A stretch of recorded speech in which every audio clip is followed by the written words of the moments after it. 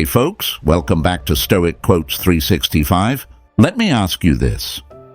Have you ever felt like someone was messing with your emotions, playing hot and cold, leaving you feeling confused and powerless? One moment they draw you in, the next they push you away. It's exhausting, isn't it? And the worst part? You start questioning yourself, your worth, your actions, your choices. But let me tell you something important. You are not the problem, and you don't have to play their games. Here's the truth. People who play these emotional games thrive on control. They enjoy keeping you off balance because it gives them a sense of power. But what if you could flip the script? What if, instead of reacting to their manipulation, you stayed calm, clear-headed, and completely in control of yourself? Folks, that's what we're diving into today. This video is all about rising above the chaos and reclaiming your peace and your power. Now, I know this isn't easy. When someone is pulling your strings, it's natural to want to fight back, prove your point, or win them over. But Stoicism offers a different approach, one that's not only more effective, but also more empowering. Marcus Aurelius said, "The best revenge is to be unlike your enemy." In other words, the greatest way to rise above someone's games is to refuse to play along. This isn't about ignoring them. It's about mastering your own thoughts, emotions, and actions so that you're unshakable. In today's video, you're going to learn 7 powerful strategies rooted in Stoic wisdom to help you break free from emotional manipulation and become the strongest version of yourself. These aren't just ideas. They're practical tools you can start using today. You'll discover how to recognize the game without letting anger take over. Stop chasing their approval and shift your focus toward your higher purpose. We'll also explore how to build unshakable confidence through self-mastery. Think before you react, and use silence as a tool of strength.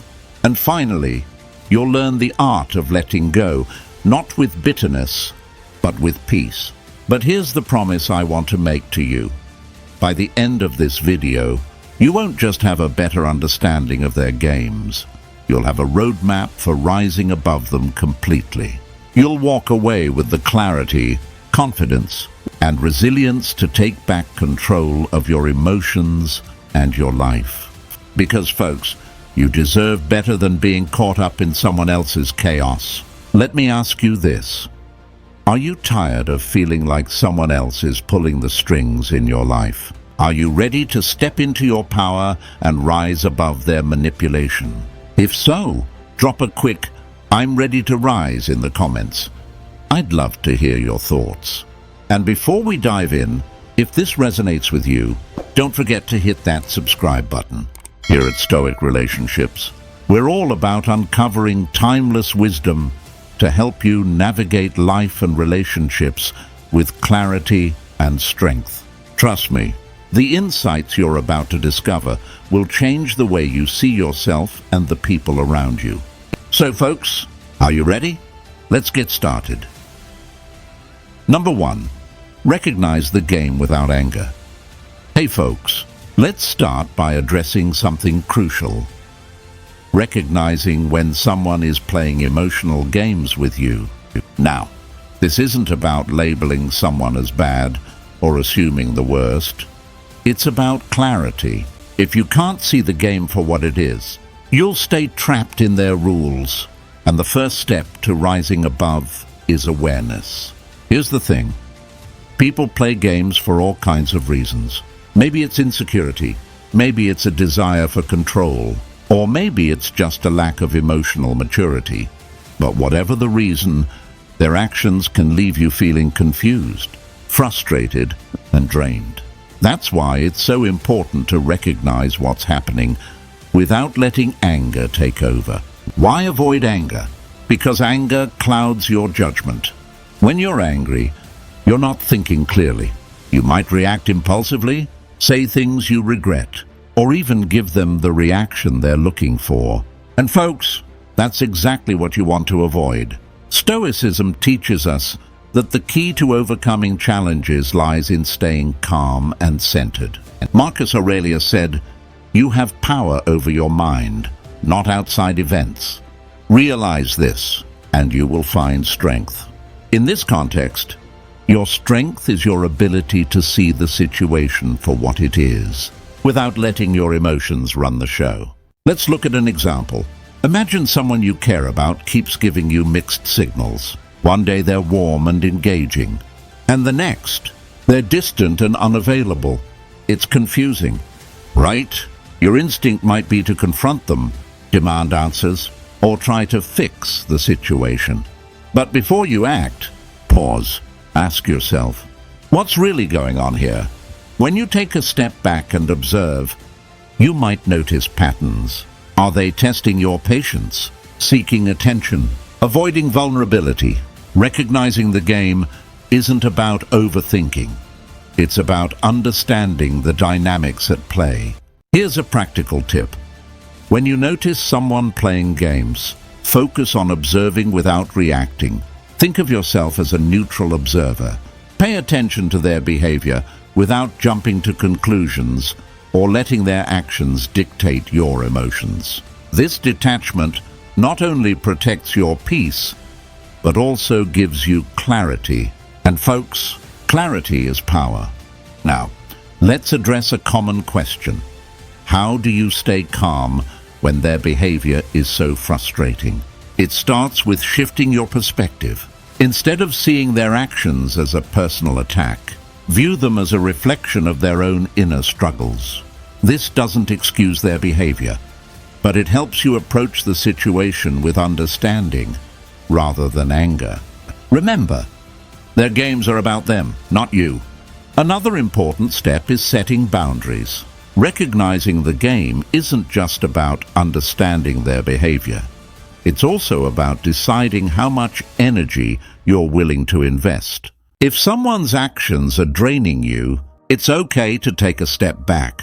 Communicate your boundaries clearly and respectfully. For example, you might say, "I value honesty and consistency in relationships. If that's not something we can work towards, I need to reconsider how I engage with this dynamic." Setting boundaries isn't about punishment. It's about protecting your peace. Let me share another Stoic insight here. Epictetus reminds us, it's not what happens to you, but how you react to it that matters. When you recognize the game without anger, you take control of your reaction. You choose peace over conflict, clarity over chaos, and self-respect over chasing validation. Finally, let's talk about the bigger picture. Recognizing emotional games isn't just about dealing with one person. It's a skill that strengthens every aspect of your life. When you can see through manipulation and stay grounded, you become unshakable. And folks, that's the real goal here. Not just to rise above their games, but to build a life where their games no longer have power over you. Let me ask you this. Have you ever experienced a situation where recognizing the game helped you navigate it more effectively? Drop a quick "clarity is power" in the comments if this resonates with you. Here's the takeaway for this section. Recognizing the game without anger is about observation, not reaction. It's about staying calm, setting boundaries, and choosing to respond with strength and self-respect. When you do this, you're no longer playing by their rules. You're creating your own. And hey, stay tuned. This video has so much more valuable content, and you won't want to miss it. Number 2, stop chasing their approval. Hey folks, let's get real about something we've all done at some point. Chasing approval. Whether it's from a partner, a friend, or even a colleague, we sometimes go out of our way to get that validation. But here's the harsh truth. The more you chase approval, the further it slips away. The reason? Approval that's chased isn't freely given. It's conditional, fleeting, and often leaves you feeling empty. Let's start by asking, why do we chase approval in the first place? Most of the time, it stems from insecurity or a fear of not being enough. We think that if we can just prove our worth by being more accommodating, more likable, or more perfect, they'll finally see our value. But folks, approval that's forced or earned through overextending yourself doesn't create respect. It creates dependence, and dependence keeps you trapped in their game. Here's where Stoicism provides a powerful perspective. Epictetus said, "If you want to improve, be content to be thought foolish and stupid." In other words, stop worrying about what others think. True self-improvement comes from living in alignment with your values, not bending to fit someone else's expectations. When you stop chasing their approval, you free yourself to focus on what really matters, your own growth and peace of mind. Think about it. Have you ever noticed how people often respect those who seem self-assured, who don't need external validation to feel worthy? That's because confidence is magnetic. When you're grounded in your own value, you stop seeking approval, and paradoxically, that's when others start to notice your worth. So, how do you stop chasing approval? It starts with recognizing the behaviors that keep you stuck. Are you constantly saying yes when you really want to say no? Are you changing your opinions to match theirs? Are you overanalyzing every word or action, wondering if they like you? Folks, these are all signs of chasing approval. And the first step to breaking free is awareness. Next, practice setting boundaries. Boundaries aren't about pushing people away. They're about defining what's acceptable in your relationships. For example, if someone's approval seems conditional, only given when you meet their standards, it's okay to step back. Communicate your boundaries clearly and firmly, and let go of the fear of losing them. Remember, someone who truly values you won't make you jump through hoops to earn their respect. Here's a practical tip.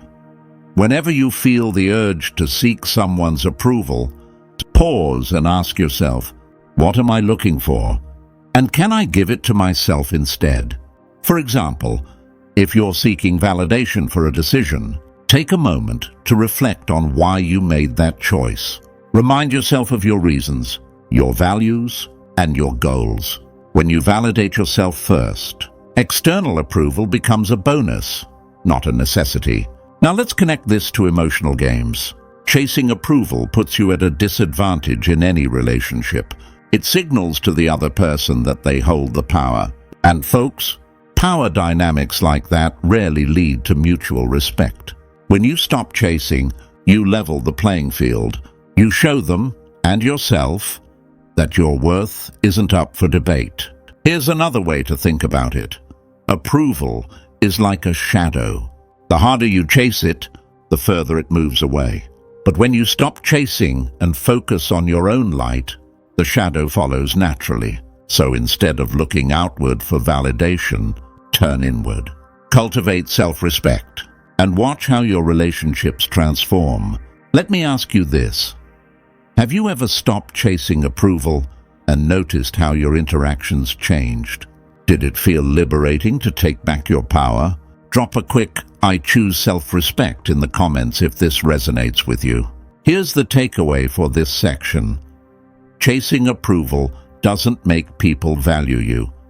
It makes you dependent on their validation. By stepping back, setting boundaries, and validating yourself, you create a dynamic built on respect, not desperation. And hey, stick around. This video has so much more valuable insight to help you rise above their games. You won't want to miss it. Number 3, shift focus to your higher purpose.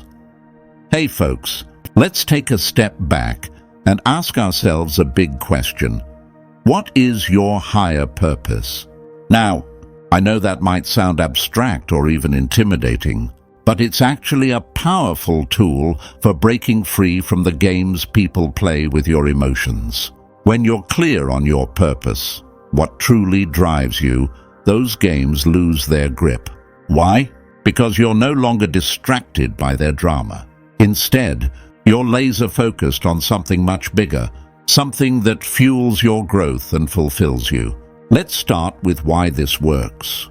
When you're caught up in someone else's games, your energy gets scattered. You spend your time overthinking their actions, reacting to their words, and trying to decode their intentions. It's exhausting, right? But when you shift your focus to your higher purpose, you reclaim that energy. You start investing it in things that matter, your goals, your passions, your growth. And folks, when you're focused on your purpose, their games start to seem small, even irrelevant. Here's an analogy. Imagine you're hiking up a mountain. At the start, you might get distracted by every small obstacle, a loose rock, a fallen branch. But as you climb higher and catch sight of the summit, those obstacles stop mattering as much. You're focused on the bigger picture. The same principle applies here. Your higher purpose is your summit, and the games people play are just the rocks and branches along the way. When you keep your eyes on the summit, those distractions lose their power. Now, let's connect this to Stoicism. Marcus Aurelius wrote, "At dawn, when you have trouble getting out of bed, tell yourself, 'I have work to do,' as a human being." This idea reminds us that we're here for something greater than ourselves, whether it's contributing to your community, pursuing your passions, or becoming the best version of yourself. Your higher purpose gives your life direction and meaning. And when you're grounded in that purpose, you're far less likely to get pulled into petty games. So, how do you find or reconnect with your higher purpose? Start by asking yourself, what truly matters to me? Is it building a career that aligns with your values? Cultivating meaningful relationships? Creating something that leaves a legacy? Whatever it is, write it down. Get clear on your priorities and let them guide your decisions. Here's a practical tip. Dedicate time each day to activities that align with your higher purpose. If your goal is personal growth, spend time reading, journaling, or learning new skills.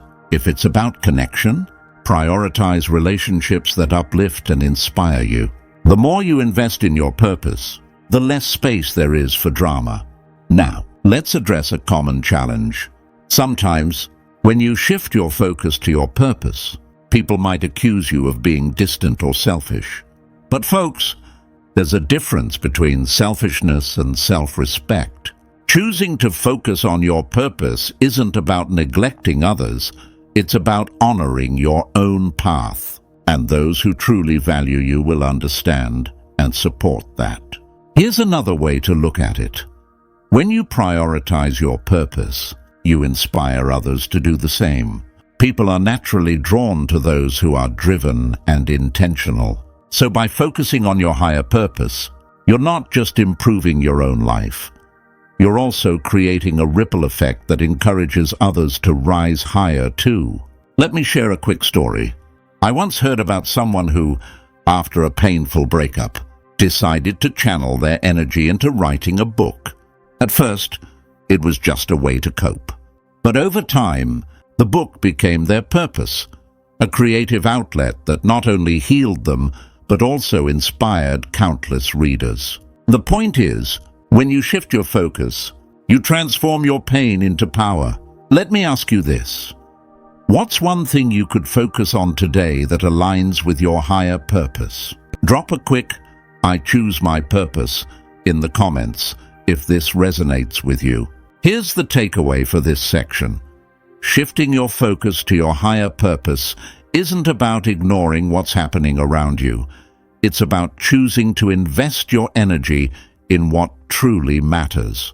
When you do this, you not only rise above the games, but also create a life that's meaningful and fulfilling. And hey, stick around. There's so much more to explore in this video, and you won't want to miss it. Number 4, build confidence through self-mastery. Hey folks, let's talk about a game changer for your relationships, your career, and your overall sense of self. Building confidence through self-mastery. Confidence isn't about pretending to have it all together or faking it until you make it. It's about truly knowing yourself, understanding your strengths, and mastering the areas of your life that matter most. Here's the thing, confidence doesn't come from what others think of you. It comes from what you think of yourself. When you've mastered a skill, conquered a fear, or aligned your actions with your values, that's when real confidence begins to shine. And folks, when you radiate that kind of authentic confidence, the games people play stop affecting you. Why? Because you're no longer looking for external validation. You've already validated yourself. Let's start with the foundation of self-mastery, knowing yourself. This means taking the time to reflect on who you are, what you value, and what you want. It might sound simple, but so many people skip this step. They rush through life trying to please others or meet societal expectations without pausing to ask, what do I truly want? Self-mastery begins when you stop living on autopilot and start living intentionally. Next, let's talk about skills and habits. Confidence grows when you prove to yourself that you're capable. That could mean mastering a skill, whether it's public speaking, writing, or learning a new language. Or it could mean cultivating habits that improve your life, like exercising regularly, eating healthily, or sticking to a morning routine. Each small victory builds momentum, and that momentum creates confidence. Folks, it's not about being perfect. It's about making consistent progress. Stoicism offers us a powerful perspective here. Epictetus said, "First say to yourself what you would be, and then do what you have to do." In other words, decide who you want to become and take deliberate steps to get there. This alignment between your intentions and actions is the cornerstone of self-mastery. And when you live in alignment with your values, you naturally exude confidence because there's no inner conflict holding you back. Let's break this down into actionable steps. First, identify one area of your life where you'd like to build mastery. Maybe it's your career, your health, or your relationships. Next, set a small, achievable goal in that area. For example, if you want to improve your fitness, start with a commitment to exercise 3 times a week. Each time you follow through, you're proving to yourself that you're capable. And that proof is what builds confidence. Now, let's address a common challenge. What if you struggle with setbacks or self-doubt? Folks, setbacks are a natural part of growth. The key is to see them not as failures, but as opportunities to learn and adjust. Marcus Aurelius said, "The impediment to action advances action. What stands in the way becomes the way." In other words, obstacles aren't there to stop you. They're there to help you grow stronger. Another important aspect of self-mastery is managing your emotions. Confidence doesn't mean you never feel fear or doubt. It means you don't let those emotions control you. When you're faced with a challenging situation, pause and ask yourself, what's the best response here? This moment of reflection helps you act with intention rather than reacting impulsively.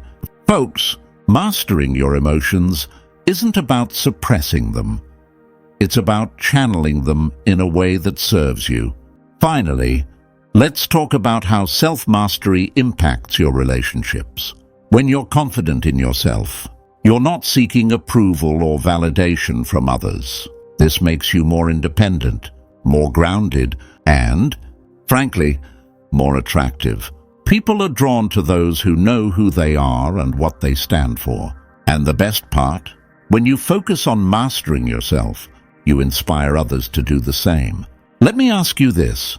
What's one area of your life where you'd like to build more confidence through self-mastery? Drop a quick "I choose self-mastery" in the comments if this resonates with you. Before we move on, if you're finding value in this video, don't forget to hit that subscribe button. Join our community here at Stoic Relationships, where we're all about mastering ourselves and navigating relationships with clarity and strength. There's so much more to discover, and you won't want to miss it. Number 5. Think before you react. Hey folks, let's talk about something that can transform not just your relationships, but your entire life. Thinking before you react. It sounds simple, doesn't it? But in the heat of the moment, it can feel almost impossible. Emotions take over, words fly out, and before you know it, you're left with regret or a situation that's escalated unnecessarily. The good news? Learning to pause and think before you react is a skill, and like any skill, it can be developed. Let's start with why this is so important. When you react impulsively, you're letting emotions control your actions. Whether it's anger, frustration, or even excitement, acting on raw emotion often leads to outcomes you didn't intend. On the other hand, when you take a moment to think, you're giving yourself the chance to respond intentionally. Folks, there's a big difference between reacting and responding. Reacting is emotional, responding is thoughtful. Stoicism gives us a powerful framework for this. Epictetus said, "It's not what happens to you, but how you react to it that matters."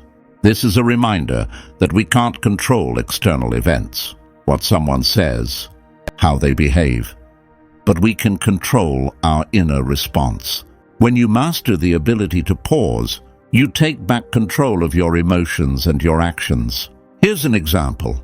Imagine someone says something hurtful or dismissive.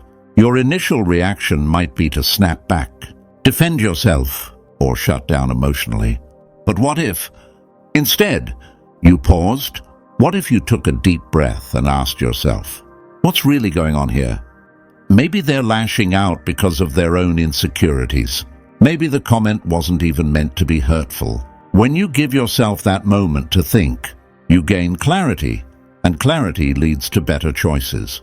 Now, let's talk about how to practice this in real life. One of the simplest yet most effective tools is the pause.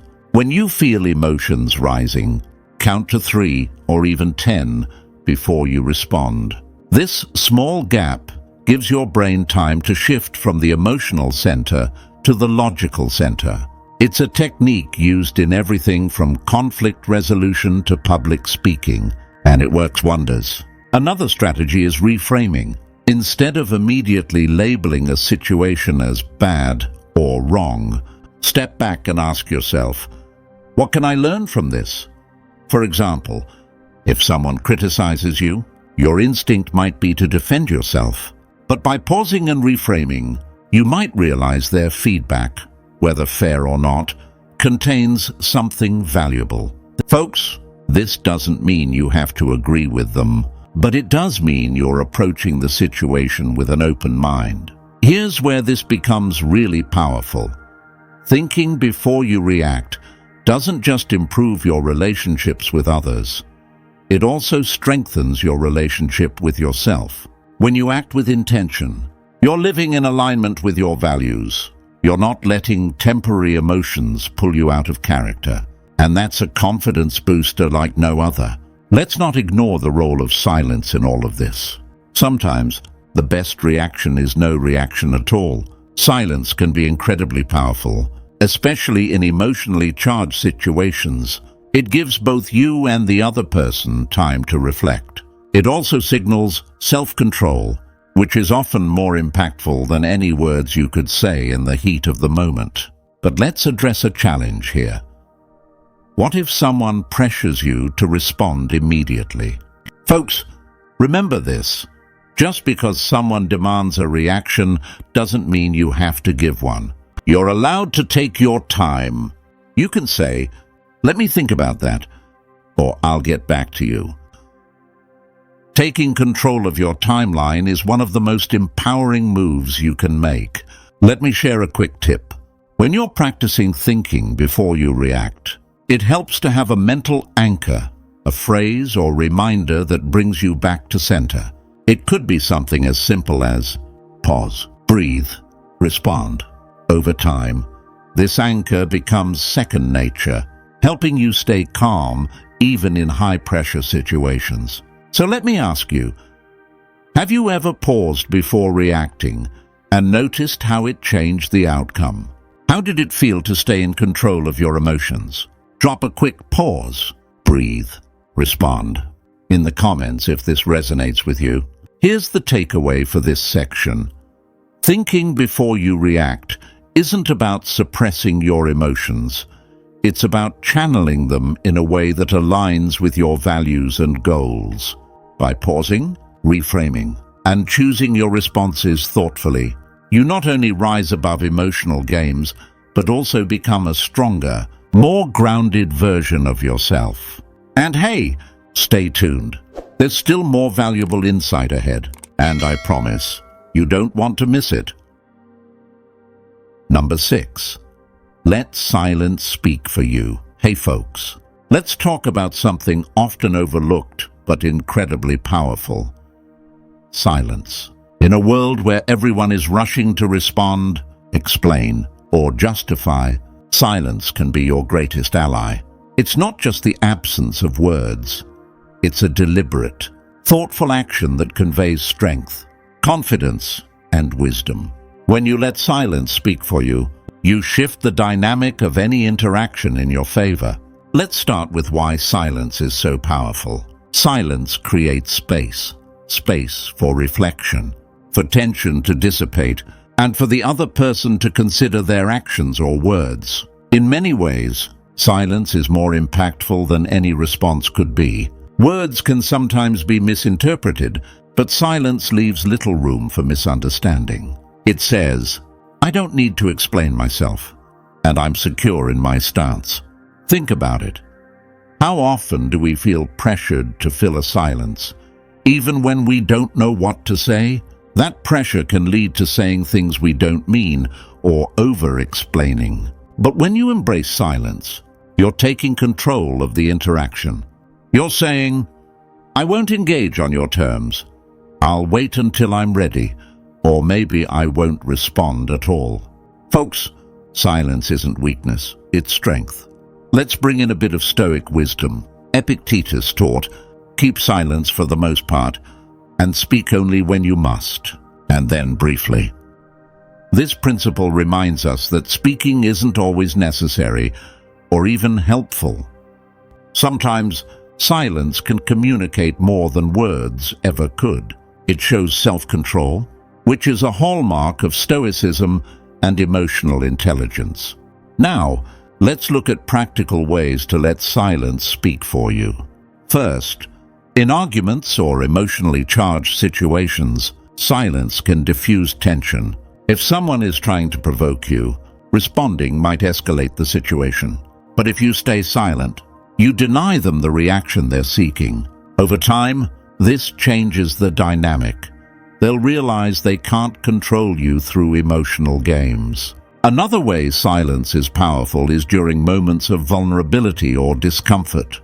For example, if someone has said something hurtful, your silence can force them to reflect. It creates an uncomfortable pause that often leads to self-awareness on their part. Instead of immediately reacting, let your silence do the work. Folks, sometimes people learn more from your lack of response than they ever would from your words. Let's not forget how silence can be used to establish boundaries. If someone is pressuring you for an answer or trying to manipulate you, silence is a way to regain control. You don't owe anyone an immediate response, especially if you're unsure of what to say. Take your time. Your silence sends a clear message. I won't be rushed or pushed into anything. Silence also plays a crucial role in communication. In conversations, it allows you to listen deeply, pick up on nuances, and give thoughtful responses. Too often, we listen to respond rather than to understand. By staying silent and truly absorbing what the other person is saying, you create a space for genuine connection. Now, let me address a common misconception. Some people equate silence with weakness or passivity. Folks, that couldn't be further from the truth. Silence, when used intentionally, is an active choice. It's not about avoiding conflict. It's about choosing when and how to engage on your terms. And that's a powerful position to hold. Here's an example.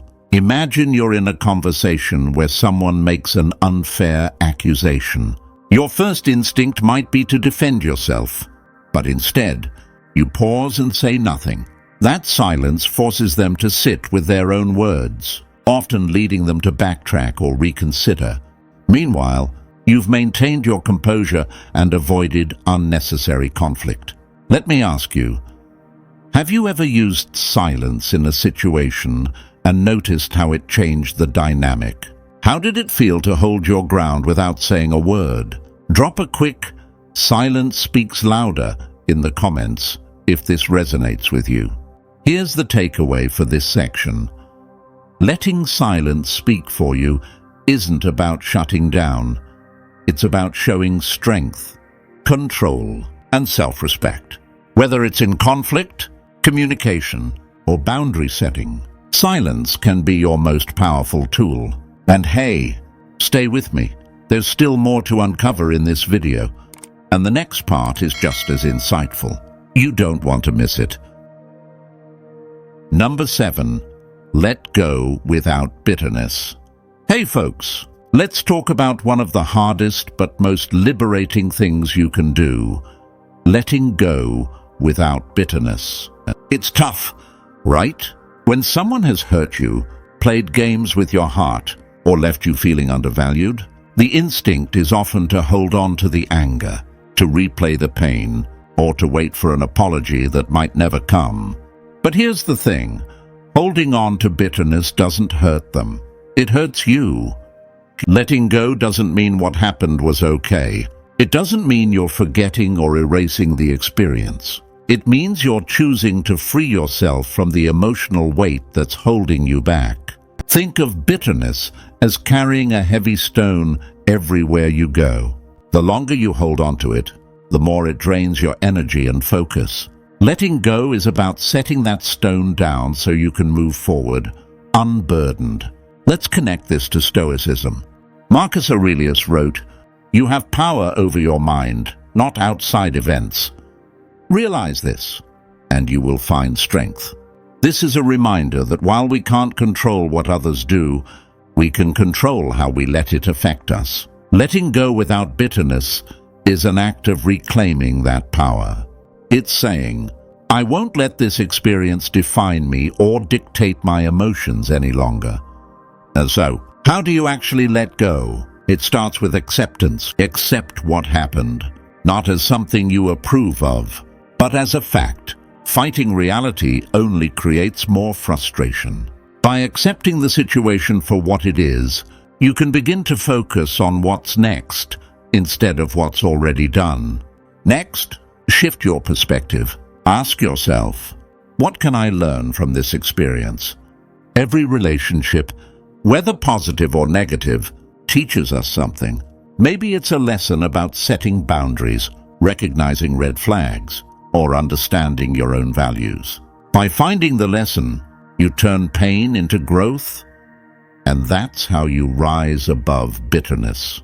Another powerful step is practicing forgiveness, not for them, but for yourself. Forgiveness doesn't mean you're excusing their behavior. It means you're choosing to release the emotional hold they have on you. It's saying, I won't let your actions continue to control my peace. Folks, forgiveness is freedom. Now, let's talk about self-compassion. Often, when we struggle to let go, it's because we're also holding on to guilt or shame. Maybe you're thinking, I should have seen the signs, or I should have handled things differently. But remember, you're human. Give yourself the same grace you'd offer a friend in your situation. Recognize that you did the best you could with the information and emotional resources you had at the time. Here's a practical tip. Write it out. Journaling can be a powerful way to process your emotions and let go of lingering bitterness. Write a letter to the person, not to send, but to express. Say everything you wish you could say, then end with, I release this and move forward with peace. Folks, There's something transformative about putting your feelings into words and physically letting them go. Another strategy is to redirect your focus. When you're stuck in bitterness, it's easy to dwell on what was lost. Instead, shift your energy toward what you're gaining: your freedom, your growth, your future. Start a new hobby, deepen your relationships with people who uplift you, or set a goal that excites you. By filling your life with positive experiences, you create space for joy and purpose. Let's not ignore the role of time. Letting go without bitterness is a process, not an overnight decision. Be patient with yourself.